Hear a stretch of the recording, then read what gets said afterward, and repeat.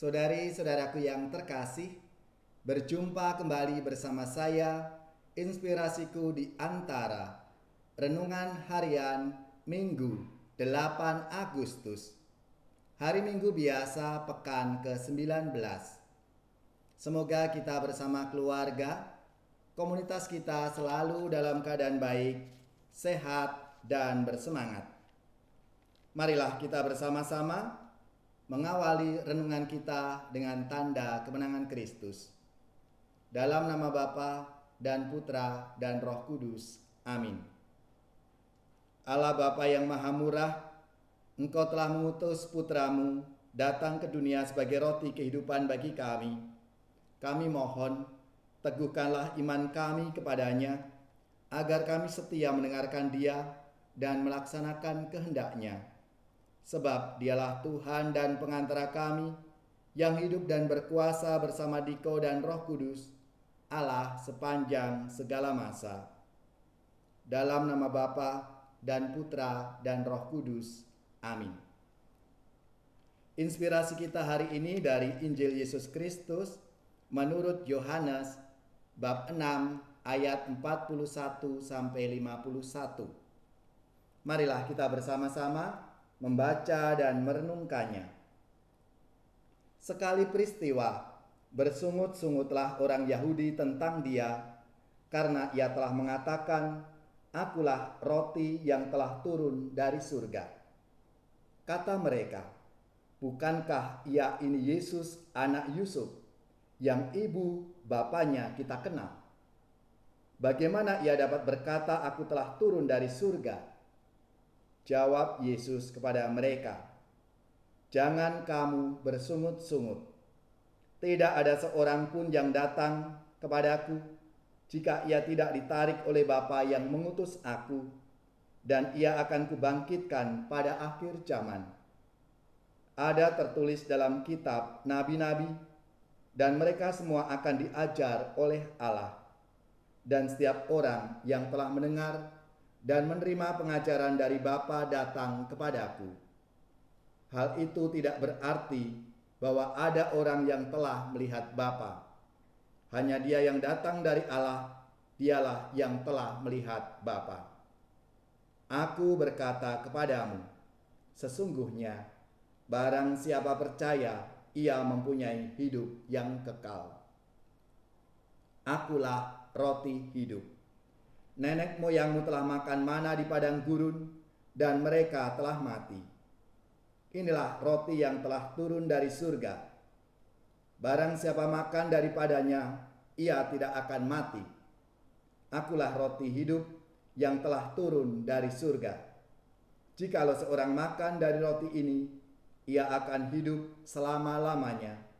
Dan roti yang kuberikan itu ialah dagingku, yang akan kuberikan untuk hidup dunia." Demikianlah sabda Tuhan. Terpujilah Kristus. Saudari-saudaraku yang terkasih, apa kabar semuanya? Semoga kita bersama keluarga, komunitas kita selalu dalam keadaan baik, sehat, dan tetap bersemangat. Sabda Tuhan yang kita renungkan pada minggu biasa pekan ke-19 ini bicara tentang roti hidup. Dikisahkan juga pengalaman iman, yaitu perjumpaan Tuhan dengan Nabi Elia. Menarik untuk disimak, karena baik bacaan pertama maupun Injil mengisahkan perjumpaan Tuhan dengan umat, dan itu merupakan pengalaman hidup yang sungguh berarti.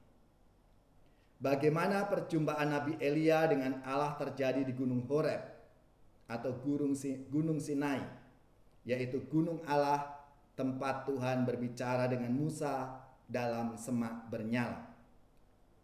Kemudian memberikan 10 perintah kepada Musa.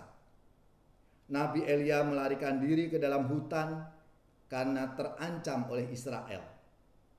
Sebelum bertemu dengan Tuhan, Nabi Elia merasa lebih kecil hati dan hampir putus asa.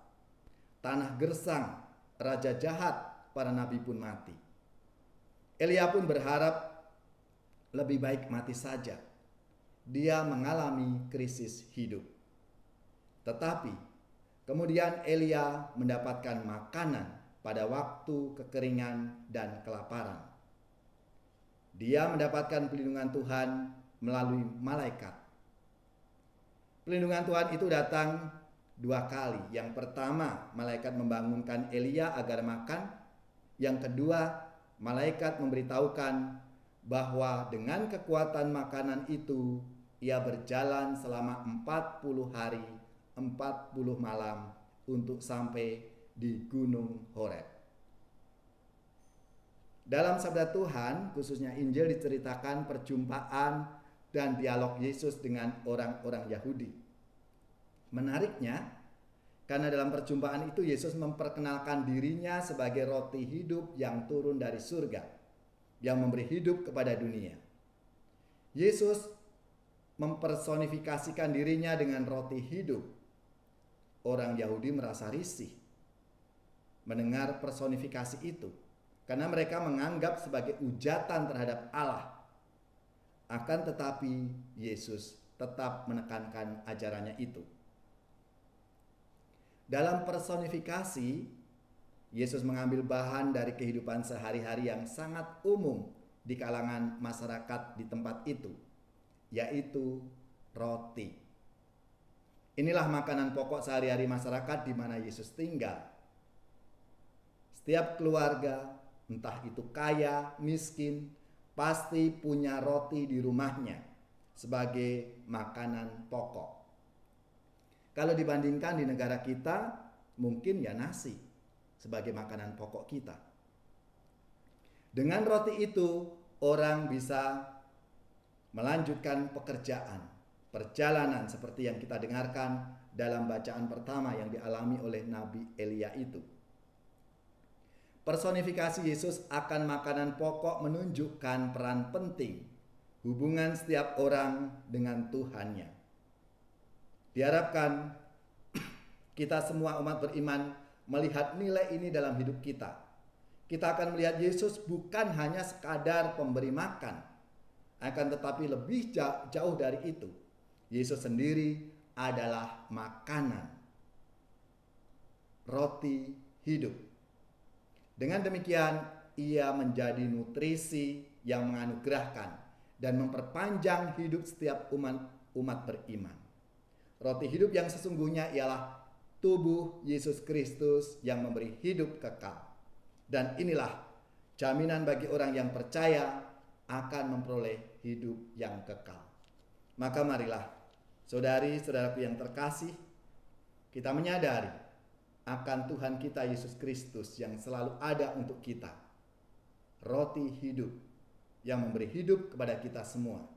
Maka marilah kita selalu datang kepada Tuhan, Sang Pemberi hidup itu, yang adalah makanan rohani kita, supaya kita semakin bisa melaksanakan apa yang menjadi tugas-tugas kita.